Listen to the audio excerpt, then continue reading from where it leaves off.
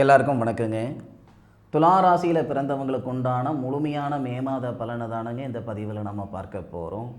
வரக்கூடிய மே மாத காலகட்டத்தில் கோட்சார கிரக அமைப்புகள் துலா ராசியில் பிறந்தவங்களுடைய வாழ்க்கையிலையும் வாழ்வாதாரத்திலையும் எந்த மாதிரியான மாற்றங்களை ஏற்படுத்த போகுதுன்றது பற்றி தானுங்க ஆதாரபூர்வமாக இந்த பதிவில் நம்ம பார்க்க போகிறோம்.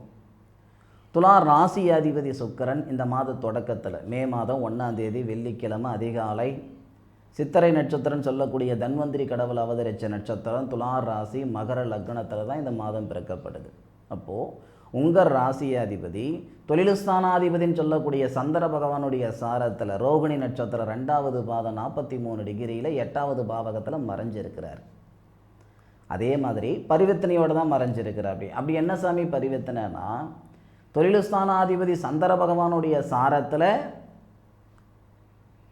சுக்கிரன் சந்திரன் சுக்கிரனுடைய வீட்டில் இருக்கார். தனஸ்தானாதிபதினு சொல்லக்கூடிய செவ்வாவுடைய சாரத்தில் சித்திரை நட்சத்திரத்தில்.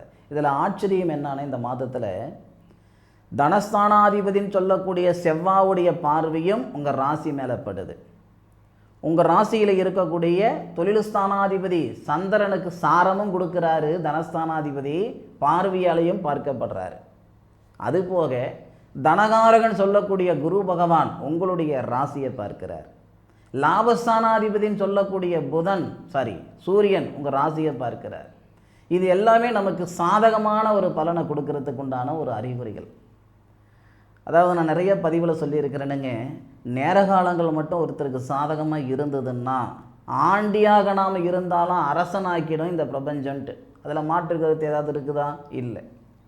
இந்த மாதத்தில் ஏற்படக்கூடிய கோட்சார கிரக அமைப்புகள் துலா ராசியில் பிறந்தவங்களுடைய மன அழுத்தத்தை போக்க போகுது. அதில் மாற்று கருத்து இல்லை. துலா ராசியில் பிறந்தவங்களுக்கு மட்டுமே இருக்கக்கூடிய மிகப்பெரிய பிராப்தம் என்னன்னா, தொழில்ஸ்தானாதிபதியாக சந்திரன், லாபஸ்தானாதிபதியாக சூரியன். அந்த தொழில்ஸ்தானாதிபதி சந்திரனை லாபஸ்தானாதிபதி சூரியன் பார்க்கிறாரு. தனகாரகன் சொல்லக்கூடிய குரு பார்க்கிறாரு. தனஸ்தானாதிபதி செவ்வா தனகாரகனுடைய வீட்டில் இருந்து பார்க்கிறார். இது எல்லாமே நமக்கு மிகப்பெரிய ஒரு மாற்றம். இதனால் பொருளாதார ரீதியாக மன அழுத்தத்தில் நீங்கள் இருந்தாலும் சரி, மன வாழ்க்கையில் சிக்கல் ஏற்பட்டுடுச்சிங்க, ஆளுக்கு ஒரு பக்கம் இருக்கிறனுங்க, பேச்சுவார்த்தை இல்லை, ஒரே வீட்டில் 2 வாழ்க்கை வாழ்ந்துக்கிட்டு இருக்கிற மாதிரி இருக்கிறனுங்க. சில பேர் திருமணம் பண்ணி பிரிஞ்சு போயிட்டாங்க. ஆனால் நாங்கள் பிரியாமல் ஒரே வீட்டில் இருந்துக்கிட்டு தினம் சிரமப்பட்டுட்டு இருக்கிறேங்க, சித்திரவதைப்பட்டு இருக்கிறேனுங்கன்னாலும் இந்த நேரத்தில் அந்த சங்கடங்கள் சரியாகும். சார் எப்படி சார் அது சரியாகும்? எந்த வகையில் சார் சரியாகும்? எங்கள் திருமண ஸ்தானாதிபதினு சொல்லக்கூடியவர் செவ்வா. இந்த துலா ராசியில் பிறந்தவங்களுக்கு அந்த செவ்வா உங்கள் ராசியை பார்க்கிறாரு.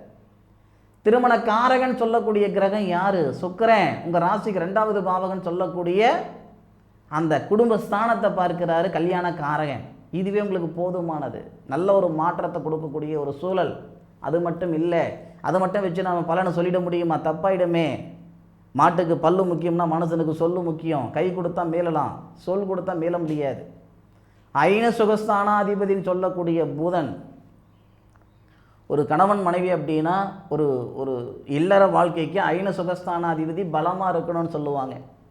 அப்போ அந்த புதன் அஸ்வினி நட்சத்திரம் சொல்லக்கூடிய கேது பகவானுடைய சாரத்தில் இருந்து சரியாக நமக்கு ஒரே ஒரு டிகிரியில் மேஷத்திலிருந்து உங்கள் ராசியை பார்க்கிறார்.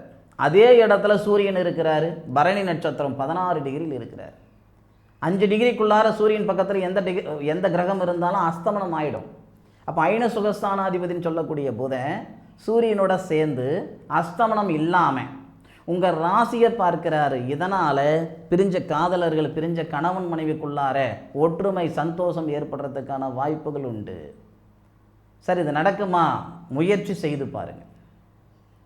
அதாவது ஆர்வம்ன்றது எல்லாருக்கும் எல்லா நேரத்திலும் இருக்கும். ஆனால் ஆர்வத்தோட உழைப்பையும் இருக்கணும், உழைப்போட நேர காலங்களும் சாதகமாக இருக்கணும். அப்படி இருக்கிற பட்சத்தில் யார் எங்கே கொண்டு போய் விடணுமோ அந்த இடத்துல இந்த பிரபஞ்சம் அழகாக கொண்டு போய் விட்டுடும். இந்த துலா ராசியில் பிறந்தவங்களுக்கு மன வாழ்க்கையில் இருக்கிற சங்கடங்கள் 100% சரியாகிறதுக்கான வாய்ப்பு. கடன் பிரச்சனை கழுத்து பிடிக்கிற அளவுக்கு இருக்குது, இருக்கலாமா இருக்க வேணாமான்ற மனநிலையில் நான் இருந்துக்கிட்டு இருக்கிறேன். இங்கே தனஸ்தானாதிபதினு சொல்லக்கூடிய கிரகமும் உங்களை பார்க்கிறாரு, தனகாரகனும் உங்களை பார்க்கிறாரு. இதனால் என் கடனை நான் கட்டிவிடுவேன், கட்டாமல் நான் போக மாட்டேன்ற தைரியத்தை கொடுப்பாரு.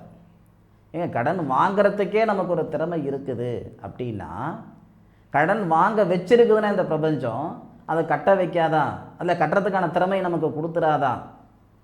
எப்போவுமே நம்ம மேலே உள்ளவங்களை பார்த்தே பழக்கப்பட்டுட்டோம், கீழே உள்ளவங்களை பார்க்குறதே கிடையாது.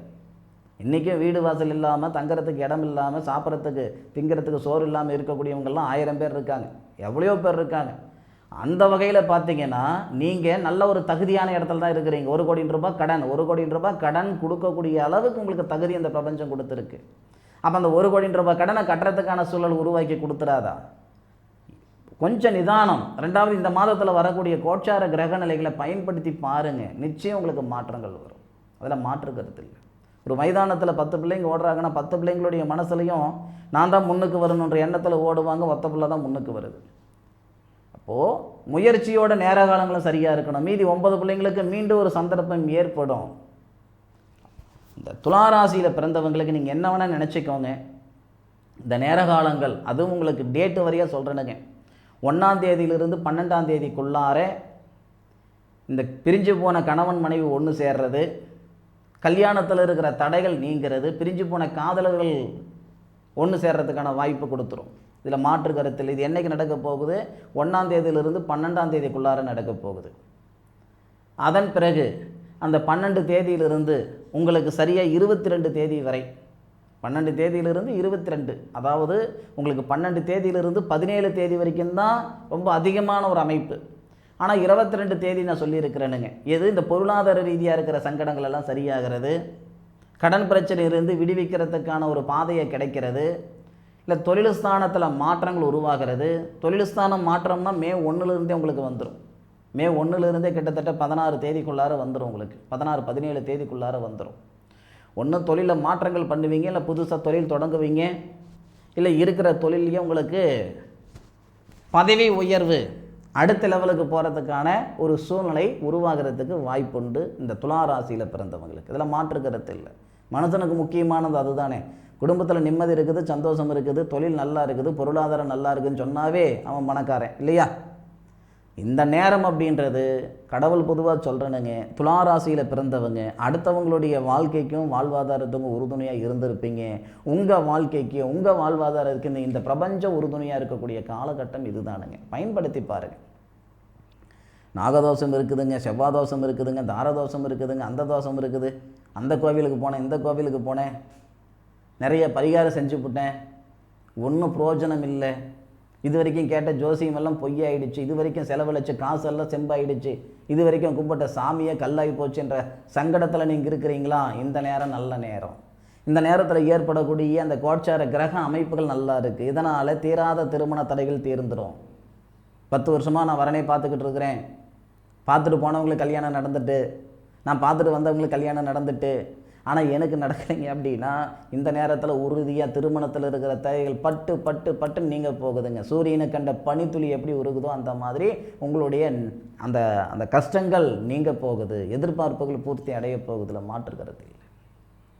சரியான முறையில் துளாராசியில் பிறந்தவங்க இந்த மாதத்தை இந்த நாட்களை பயன்படுத்திக்கிட்டிங்கன்னா அற்புதமான ஒரு அமைப்பு துளாராசியில் பிறந்தவங்களுக்கு உண்டு.